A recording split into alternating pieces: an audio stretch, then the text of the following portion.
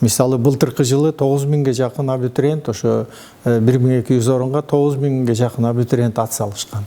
Жылда эле ошондой 8-9 киши бир орунга ат салышат да. Бирок быйыл ал өзүбүздүн тестирөө системабызды өткөрүү мореки коронавирус илдетинден пандемиясынан улам мүмкүн болбой калды. Себеп дегенде 9000 абитуриентти бир жерге чогултуп, алардан экзамен алуу азыр абдан опурталдуу болгондуктан биз ОРТнын жалпы республикалык тестированиянын тестирөөлөрүн жыйынтыгы менен ала турган болуп атабыз. Кыргыз Республикасынан Манас университетине берген контингент 100-120 кишилик деп атпаймынбы? Ал боюнча да алабыз биз. Аны да улантабыз. Анын үчүн өзүнчө комиссия түзүлөт. Ал Кыргыз Республикасынын билим берүү министрлигинин контингенти бөлүнгөн контингентине кайрылуу үчүн билим берүү министрлигинин порталы электрондук болгон атпайбы кайрылуулар. Ошол жакка кайрылыш керек алар. Манас университетинин бир 8-9 адистигине жерде бардык адистиктерге орун беришпейт. Беришчү эмес мурунтадан. Анан ошол адистиктерге где-то 20 кишиге чейин ар бир адистикке эмелерди беришет. Контингент беришет, бөлүп беришет. Аны ошол ОРТнын талаптары боюнча, ОРТнын инструкциялары боюнча алабыз. Ал эми жанакы 1200 орунга болсо бардык адистиктерибизге. Анын ичинде биздин кесиптик жогорку мектебибиз дагы бар. 10 программа менен окутат.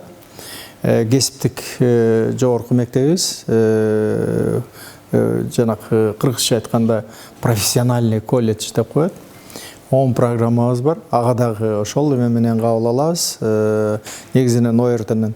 Анан ОРТнын эмелери тиги жанакы талон таштап, анын жыйынтыгын чыгарган эмелер бар го. Күндөр. Ошол ОРТнын кайсы күндөрдө республикалык тестированиянын эмелери кайсы күндөрү болсо, 3 тур менен биз дагы ошондой эле кылып алабыз. 3 тур менен, да, 3 тур менен алабыз. 3 тур менен алабыз. Бирок Манас университетине, жанакы кайрылган Манас университетинин бюджетине кайрылган балдар абитуриент Манас Education деген атайын портал ачып атабыз. Электрондук түрдө эле ошо үйүндө отуруп эле кайрыла алышат. Жанакы ОРТга кандай документтер талап кылынса, ошондой эле документтерди биз дагы талап кылабыз. 3 тур менен тиги билим берүү жана илим министрлиги жарыялап атат. Мынакей ал күндөрдү дагы айтып коелук, алдыбызда турат. Так, биринчи тур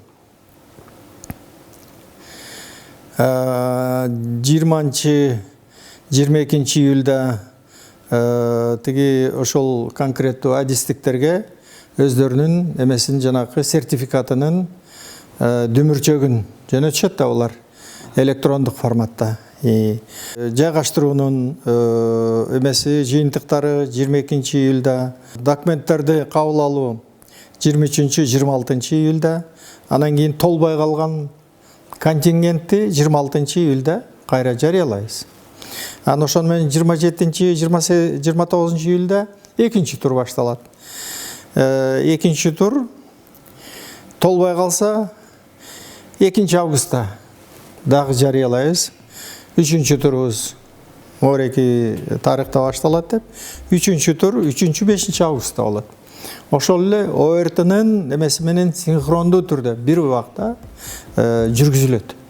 Документтерди кабыл алуу, анан кийин жыйынтыктарды чыгаруу, жайгаштыруу, анан регистрация. Документтерин алып келип тапшырган балдар регистрация болуп, анан студенттик эмесин ала башташат.